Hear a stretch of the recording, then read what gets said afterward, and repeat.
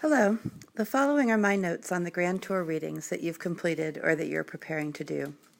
I'm going to highlight the concepts of cosmopolitanism and cultural hegemony mentioned in your last reading and connect back where I can to the reading on the ladies of the Grand Tour and the introductory material.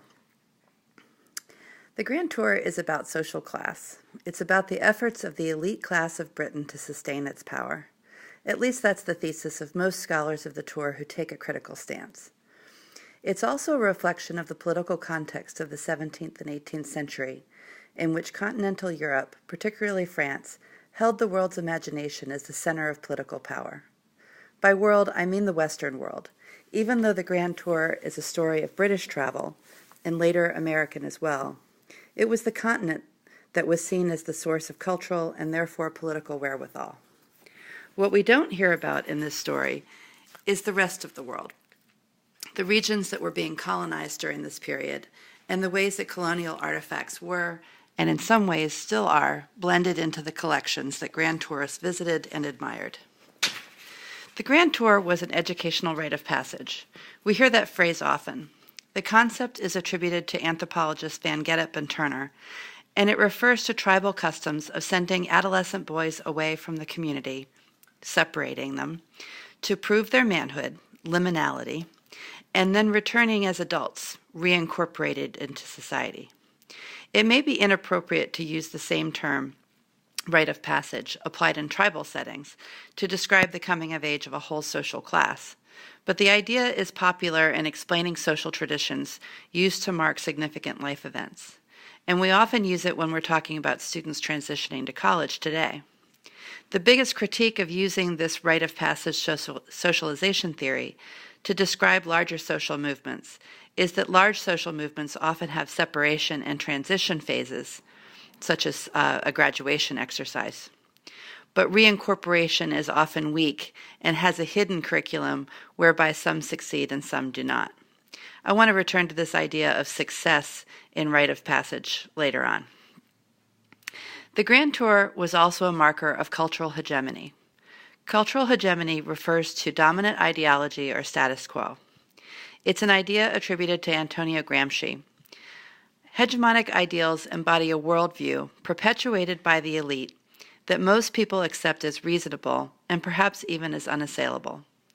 This worldview typically includes social inequality, yet those inequalities are accepted by everyone as inevitable, rather than socially constructed. The Grand Tour is a marker of cultural hegemony in the ways that its exclusivity provided participants a way of acquiring cultural capital unavailable to non-travelers. I want to take a moment to talk about these two ways of framing the Grand Tour in more detail. First of all, as a rite of passage, the Grand Tour was seen as a way for young people to finish their education. Redford and others argue that the tour actually supplanted the role of university education for a period, due to the very poor reputation of the universities in England at the time. Universities in the 17th century had not yet become places of liberal education and were considered outdated and irrelevant. So the tour became an opportunity for young aristocrats and members of the gentry. The extent to which the tour did or did not extend to the middle class is still being debated. To separate from their everyday lives, enter into a challenging and stimulating period of travel, and then re-enter society as adults carrying the rights and privileges of international society, on their person in the form of their experiences, and in their baggage in the form of art and souvenirs that they purchased. This painting is a portrait of the 8th Duke of Hamilton on his Grand Tour with his physician, Dr. John Moore, and the physician's son, John. The view of Geneva in the distance is where they stayed for 2 years. It's painted by Jean Prudhomme in 1774. If we look at this portrait, we can see the Grand Tourist with his doctor and the doctor's son. The young man is holding a map symbolizing the immediate path of the group. The book on the table symbolizes that the trip has intellectual merit. And the doctor, who may also be the young Duke's guide, we don't know. The guide is called a bear leader or cicerone, bad Italian, is pointing at the globe. The globe is important as it indicates the cosmopolitan goals of the tour, as the young man enters the world, not just the points on his mapped itinerary. Out the window, we have evidence that the group is indeed in situ, with the landscape of Geneva clearly visible. In other portraits, this might be a picture of the Colosseum, and the artifacts in the room might include pieces of antiquity or elements of Renaissance art. Finally, we see that the group is informal, with the chair turned around backwards and the fellow kneeling on it. They're just kind of hanging out. Although the tour would have formal elements of being presented at court, for example, or very formal ceremonies that the travelers might participate in, the traveler is generally understood by the artist to be out of his usual element. He's not in his formal status back home. And the informality of the composition of men that we see here gives that on-holiday spirit. We'll talk more about this idea of vacation or holiday in the next unit on tourism. In your readings, and in the Kevin MacLeod's television series, if you've already watched it, you heard a great deal about the debauchery and sexual adventures of the tourists. Why is this such a big deal? Well, first of all, sex sells. Published memoirs as well as BBC documentaries are more likely to be popular if they include some saucy bits. But the idea of coming of age includes a sexual awakening as well, and this is definitely part of what the Grand Tour was all about. The traveler moves from his provincial setting to the cosmopolitan world, and that includes crossing borders of sensuality and sexuality. More on that in a bit. Okay, cultural hegemony. In order for the Grand Tour to have value, especially to be so valuable as to replace a university education for a time, it had to have been exclusive. Those that could pay and who had the social rank to gain access to the houses and courts of high society abroad had exclusive access to what Lassalle calls the sacra, or performances of culture and heritage, that signified elite status, regardless of nationality. In medieval time, this might have included being able to read and write in Latin, Greek, and a bit of Arabic. In the 17th century, this meant knowing how to speak French, and not just how to speak it, but how to speak it properly as a native would. It meant not only reading Pliny's history of the eruption of Vesuvius, but doing so while strolling through Naples. The exclusivity of experience was catalogued through the consumption of spolia, or the artifacts of that cultural production. Having one's portrait painted with a view of the Colosseum, buying antiquities and bringing them home, or commissioning plans for a Palladian-style country house back on your estate in England, provides proof that the possessor has certain experiences and knows things, giving him authority upon his return to England. It is this authority that reflects the cultural hegemony of the tour, the idea that some people have je ne sais quoi, and some don't. There were also criticisms of the tour, however, and anxieties about what else the young travelers might bring back with them. The Grand Tour, as an indispensable part of coming of age for the elite, was in contrast to the dangers that were perceived in the cosmopolitan nature of that experience. To be cosmopolitan is to be of the world, and this is in contrast to being of a nation or of a particular regional place. The abstract universal includes challenges to the values and ethics of the particular. This is when we talk about global and local and global. This includes challenges to gender ideas, both in terms of masculinity and femininity. We see this in particular by unpacking Richard Lassalle, or Lassalle, The Voyage to Italy, published in 1670. It's mentioned pretty often in your readings.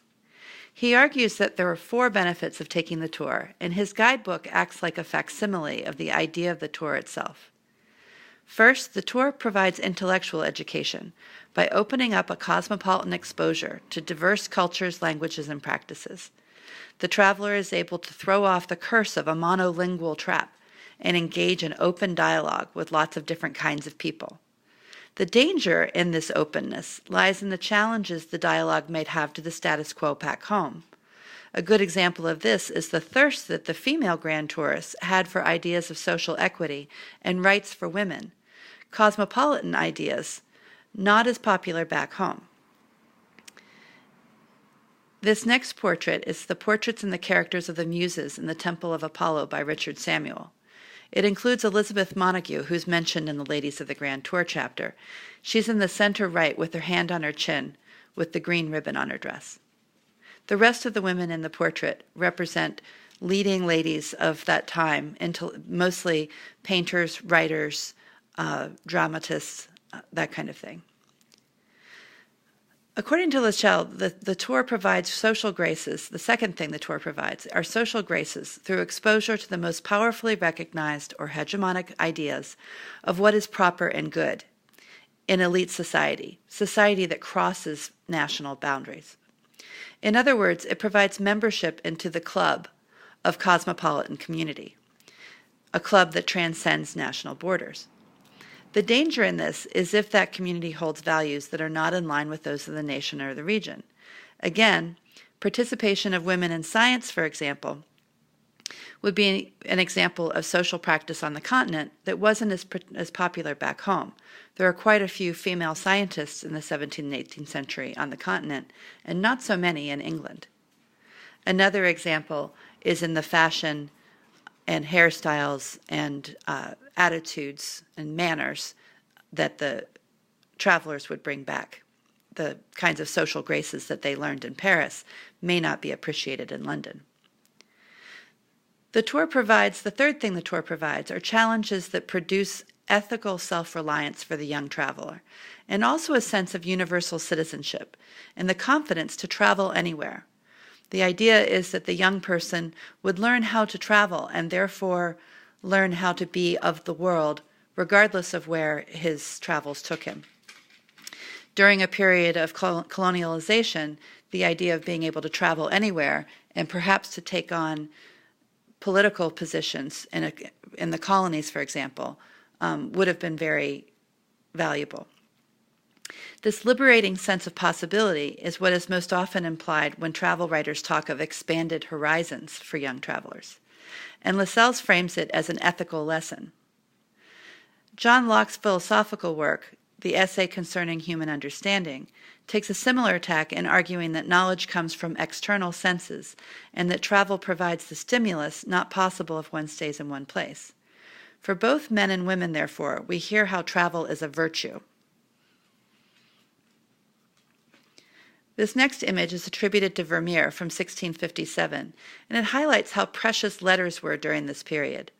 I include it to remind us that it wasn't just the Grand Tour wasn't just about those people who went on the tour. It was also, for those who did not travel, living vicariously through these kinds of letters. And those who were planning to travel would have received instructions on what to expect, and importantly, how to interpret what they would see. Of course, the virtue of travel for self-discovery has a darker side of hedonistic self-discovery, especially when the grand tourist engaged in behaviors that went against social norms at home or even in the host country.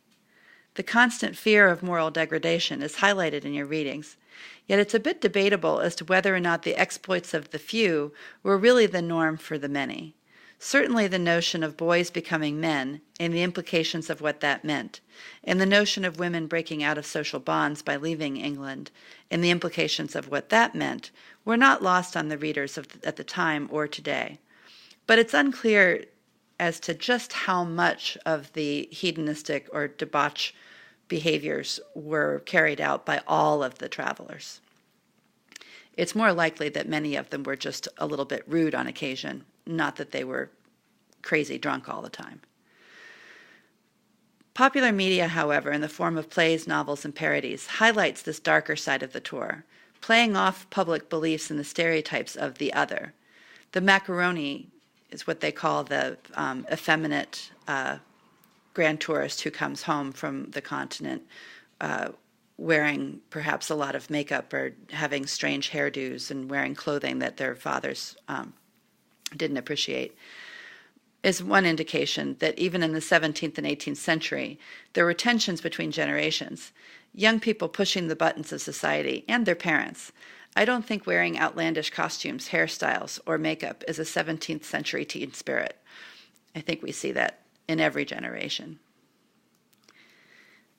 This picture of the fellow with the very tall hairdo and his father, the squire, wearing more of a farmer's outfit, is intended to show that contrast between the macaroni coming home from the continent. Some scholars have also written about how national identity politics are in play with this fear of femininity and homophobia, outright homophobia, as England had and perhaps has a tradition of masculinity and roughness relative to the stereotypical high culture of France and the sensuality of Italy. Finally, according to Lascelles, the fourth benefit of the tour is to provide political awareness, both in terms of tools of comparison, but also in the ability to contextualize the particular relative to the whole.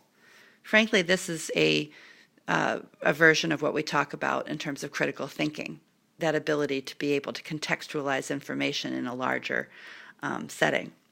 Again, as a citizen of the world, the cosmopolitan traveler might have ideas that challenge the interests of his or her nation. So political awareness has the danger of unpatriotic sensibilities.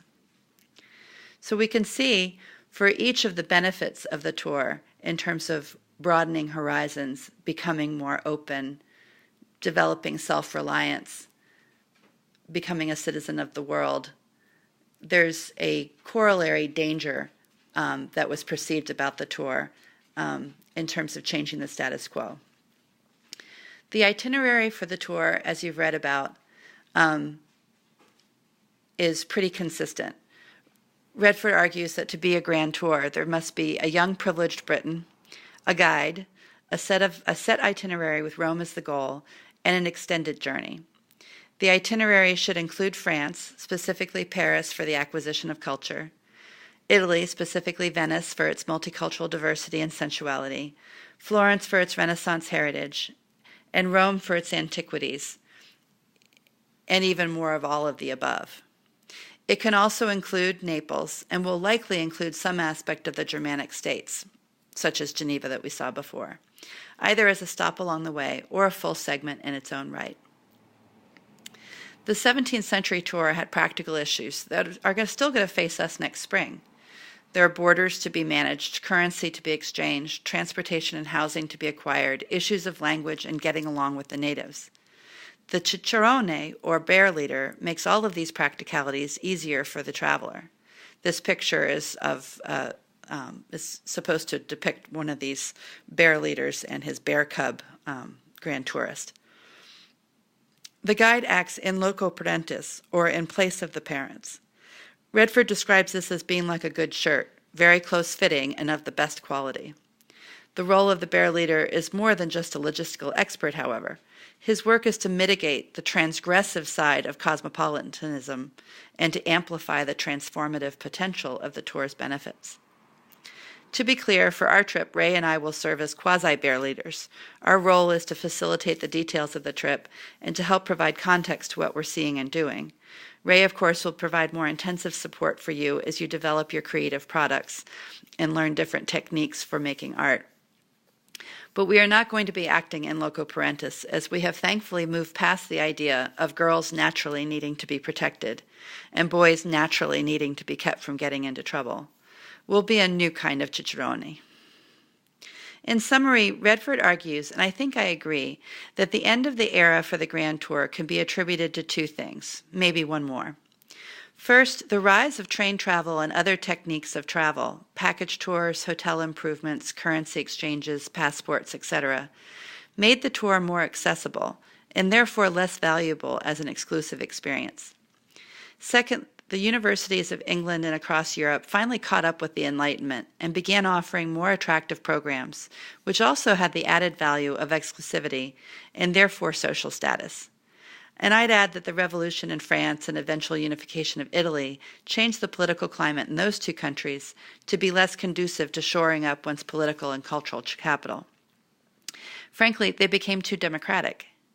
So what we see in the 19th century is a movement towards mass tourism that we'll look at in the next unit, and an increase in American consumption of European ideals. The question that remains for me in response to the decline of the Grand Tour as it originally took place is, what value does the tour or any kind of horizon-expanding educational travel have for the traveler if it's not exclusive? If a travel experience as a rite of passage doesn't have a clear value, then how does the traveler re-enter society with new social status? Remember, the Grand Tour wasn't just supposed to be a chance for young men to grow up. It was supposed to give them social status in some way. Is educational travel still in some way a marker of cultural hegemony? And if so, how? Did the decline of the aristocracy and its transnational elite reduce the potential of cosmopolitan education, or did it open up a space for a new kind of global citizen? And finally, what connections, if any, are there between the Grand Tour objectives of the 17th and 18th century and the goals of global citizenship in our UK core today? There's obviously plenty to talk about. When you're ready, take the quiz for this unit and add your Grand Tour destination to our Grand Tour itinerary. I've made a separate video to help explain how to do that. Cheers.